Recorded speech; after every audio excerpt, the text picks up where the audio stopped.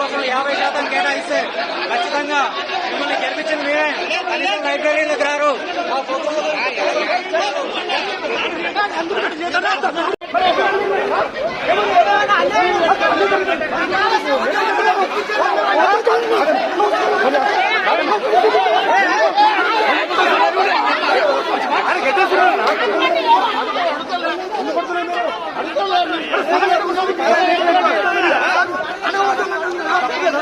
నేను press meet పెట్టాను, press చెప్పుకోండి.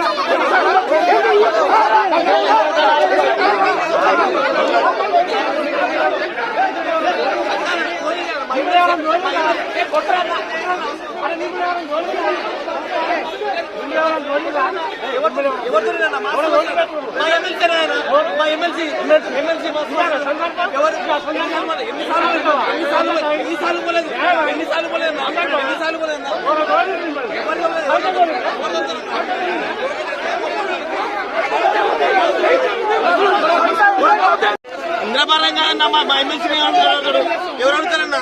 ఎవరు అడుగుతారు?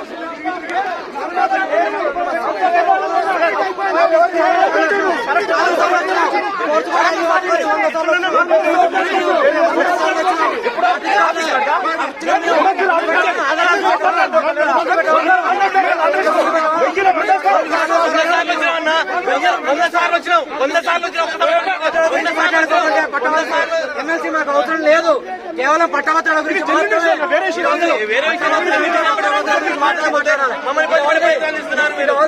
పట్టభద్రుల ఇది నిరుద్యోగులందరూ ఈ రోజు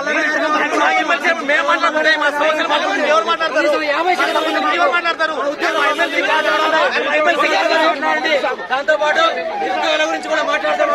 అన్న ఎవరు కూడా అన్యత భావించదు. ఇక్కడ వచ్చినటువంటి వీళ్ళంతా కూడా హెచ్డి స్పోర్ట్స్ కోటా గురించి డిఎస్సీ అభ్యర్థులు. అయితే గతంలో మన మల్లన్న గారి వీళ్ళు కలవడం జరిగింది. కలిసినప్పుడు మల్లన్న ఏమన్నారంటే మీ గురించి నేను మాట్లాడతా, మీకు పరిష్కారం దిశగా నేను పోదని చెప్పేసి అన్నాడంట. కానీ వీళ్ళు ఎన్నిసార్లు పోయినా కూడా మల్లన్న గారు వీళ్ళ గురించి మాట్లాడి ఆఫ్లైన్ లో మాత్రం ఒక లెటర్ రాసి సీఎం గారికి పంపించాలని చెప్పేసి చెప్పినాడు. కానీ ఎప్పుడు కూడా వీళ్ళ గురించి అసెంబ్లీలో కూడా ప్రస్తావించలేదు. న్యాయం చేపిస్తా, ప్రభుత్వం గెలిస్తే కాంగ్రెస్ ప్రభుత్వం వస్తే గెలిపిస్తాడు, అది కూడా మాట్లాడలేదు. మా ఆవేదన మాత్రమే అన్నతో చెప్పుకున్నాం. మల్లన్న అంటే నాకు కోపం లేదు. మల్లన్న మన పెద్దింటి అన్న అని అనుకుని అన్నని అడగడానికి వచ్చా మేము. అన్న నీకు అధికారం వచ్చింది, నీకు హోదా వచ్చింది, అసెంబ్లీలో చట్టసభ నుండి వెళ్ళినవు, అప్పుడు ఎందుకు ప్రస్తావించలేదు? ఎమ్మెల్సీ ఎలక్షన్ మొత్తమే గ్రాడ్యుయేషన్ కదా మీకు ఓటేసామని చెప్పేసి. సో ఇది అడగడానికి వచ్చిన తప్ప ఇక్కడ వేరే వాళ్ళందరూ కూడా మేము ఏదో కావాలని అన్న మీదకి ఏదో ఉసుగోల్పడానికి వచ్చామని అనుకుంటున్నారు. తప్పు, అట్లా భావించదు. మల్లనంటే మా ఇంటి అన్న కాబట్టి అరే హక్కు స్వేచ్ఛ మాకు ఉందని చెప్పేసి వచ్చిన తప్ప వేరే విధంగా కాదు. వీళ్ళ జెన్యున్ ఇష్యూ మా జియో పార్టీ గురించి మాట్లాడాలి, మాకు కూడా న్యాయం చేయాలి. అందరికి కూడా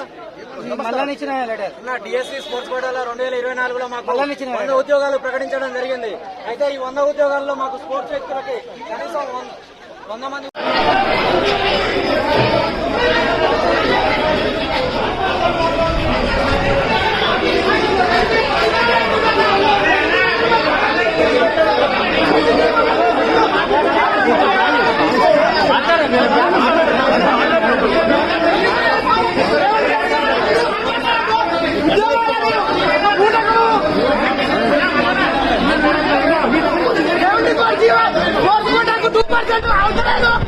ఖచ్చితంగా మీరు మాట్లాడాలన్న విషయం మీద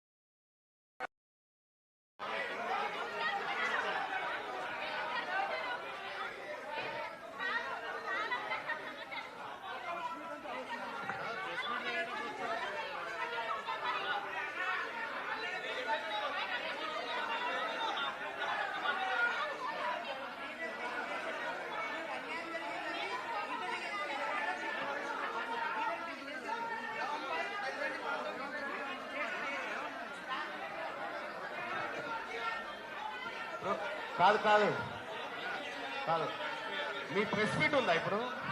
మీ ప్రెస్ మీట్ ఉందా? ఇదిగో, నేనేమంటున్నా, గా అబ్బాయి అన్నాడు, గా అబ్బాయి